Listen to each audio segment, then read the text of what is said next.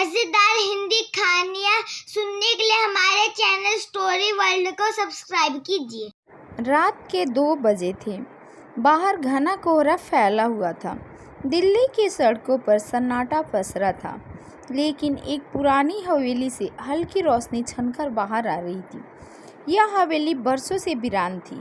कहते हैं यहाँ कोई नहीं रहता, फिर भी उस रात वहाँ कोई था। आरव ने बाइक रोक दी। जीपीएस के अनुसार उसका डेस्टिनेशन यही था। ये तो वीरान हवेली लगती है, उसने मन में सोचा। 1 मिनट तक वह वहीं खड़ा रहा, फिर बैग कंधे पर टांग कर दरवाज़ा खटखटाया। दरवाज़ा धीरे धीरे खुद ही खुल गया, बिना किसी आवाज़ के। आरव एक स्वतंत्र पत्रकार था जो रहस्यमय कहानियाँ और अनसुलझे केसों पर काम करता था। हाल ही में उसे एक ईमेल मिला था, बिना नाम का, सिर्फ एक वाक्य लिखा था। अगर तुम्हें सच जानना है तो 7 अप्रैल की रात 2 बजे इस पते पर आ जाना। साथ में एक पुराना स्केच था, एक लड़की की तस्वीर, जिसे देखकर आरव सन्न रह गया। वह हूबहू वैसी ही दिखती थी जैसी उसकी बचपन की दोस्त सिया, जो अचानक 8 साल पहले लापता हो गई थी। हवेली के अंदर घुसते ही धूल भरी लकड़ियाँ, पुराने झूमर और फटी हुई तस्वीरें दिखाई दी। दीवार पर सिया की ही एक और तस्वीर थी, जिसे देखकर उसकी सांसें अटक गई। सिया, एक धीमी सी आवाज़ आई, आरव तुम आ गए। वह आवाज़ पीछे से आई थी, लेकिन वहाँ कोई नहीं था। तभी सीढ़ियों पर एक लड़की दिखी, सफ़ेद साड़ी में, बाल खुले हुए, चेहरा हल्के अंधेरे में छिपा हुआ। उसकी चाल धीमी थी, जैसे वह समय के पार से चली आ रही हो। तुम कौन हो? आरव ने साहस जुटाकर पूछा। लड़की मुस्कुराई। तुम्हें सिया चाहिए ना? तो चलो, मैं तुम्हें उस रात तक ले चलती हूँ जब वो आखिरी बार दिखी थी। तुम कहना क्या चाहती हो? सच जानना है तो सवाल बंद करो और मेरे साथ आओ। आरव संदेह में था, लेकिन पत्रकार होने के नाते उसके अंदर का जिज्ञासु मन उसे रोक नहीं सका। लड़की उसे हवेली के एक कमरे में ले गई, जहाँ एक पुराना रेडियो बज रहा था। अजनबी रातें, अनकही बातें, कोई न जाने क्या है बातें। जैसे ही आरव ने कमरे में कदम रखा, पूरा माहौल बदल गया। दीवारें चमकने लगी, फर्नीचर नया हो गया और सामने सिया खड़ी थी, जैसे 8 साल पहले थी। आरव जल्दी चलो, मुझे कुछ दिखाना है, सिया बोली। बिल्कुल वैसी ही आवाज़, वैसा ही उत्साह। आरव समझ गया यह कोई सामान्य घटना नहीं थी। वह किसी समय यात्रा में था, या फिर किसी रहस्यमय शक्ति के प्रभाव में।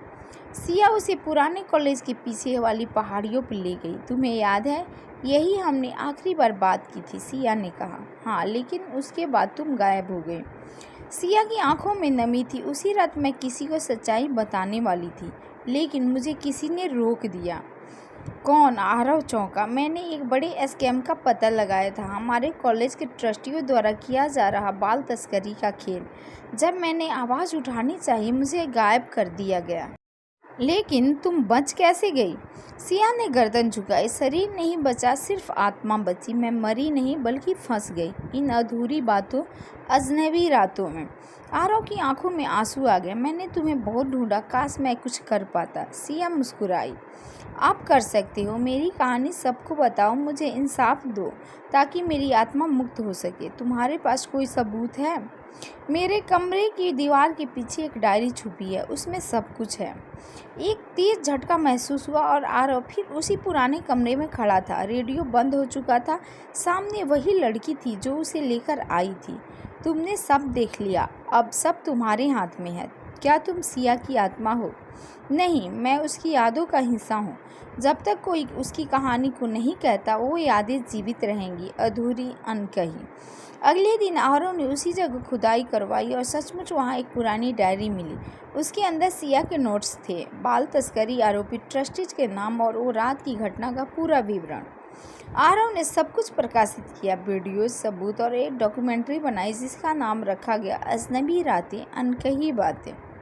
1 सप्ताह बाद हवेली में फिर वही रेडियो अपने आप बजने लगा। आरव फिर वहां गया और उसे हल्की सी मुस्कुराहट दिखी, सिया की। इस बार वह रोशनी में थी, शांत और मुक्त। धन्यवाद आरव, अब मैं जा सकती हूँ। उसके बाद वो तस्वीरें धीरे धीरे दीवारों से गायब हो गई। हवेली की खिड़कियाँ बंद हो गई और वो परछाई हमेशा के लिए चली गई। अजनबी रातें, अनकही बातें, कुछ कहानियाँ अधूरी रह जाती है, लेकिन जब कोई उन्हें सुनने को तैयार होता है तो वे रातें भी बोल उठती हैं, सच, प्यार और इंसाफ की भाषा में। ऐसे ही मज़ेदार हिंदी कहानियाँ सुनने के लिए हमारे चैनल स्टोरी वर्ल्ड को सब्सक्राइब कीजिए।